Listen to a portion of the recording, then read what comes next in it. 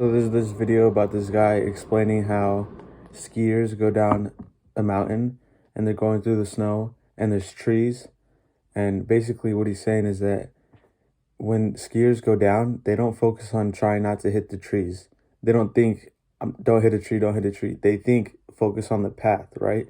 And so I have good reasoning for why, this makes sense, because if you focus on just telling yourself to not hit a tree, you're eventually going to hit a tree. And this is what he says. But if you focus on the path, then you're just going to go on the path, right? But so think about this. If you tell yourself not to hit a tree, you're actually thinking of both things. You're thinking of two things at once. You're thinking of not hitting the tree, but you're also subconsciously trying to go down the path, right?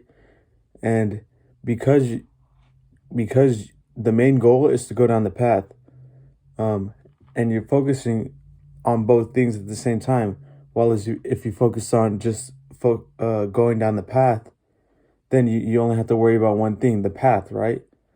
And that makes perfect sense for me.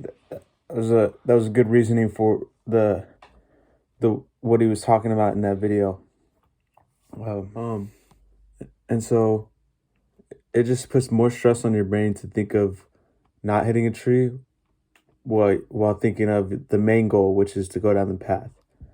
But then another thing to think about, and I was trying to incorporate it into one of my videos.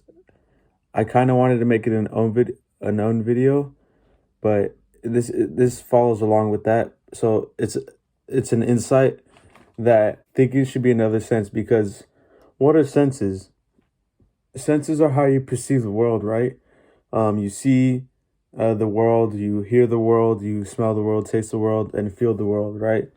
And that's what senses do. But I also think that thinking is like another sense, because because think about the mountain when skiers go down. You could see the path. You can smell the path. Probably you can hear the path as you're going down. And you can feel the terrain on your feet as you're going down the path. So why can't thinking be another sense? Because thinking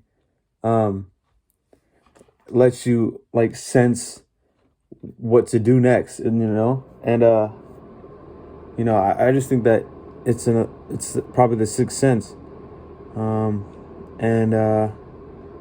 because thinking makes you sense the world, right? It makes you understand the world, and that's what I wrote down in my notes, that it makes you understand the world, and that's kind of what senses do. So that was my insight, and I just wanted to add that on there just to let everybody know.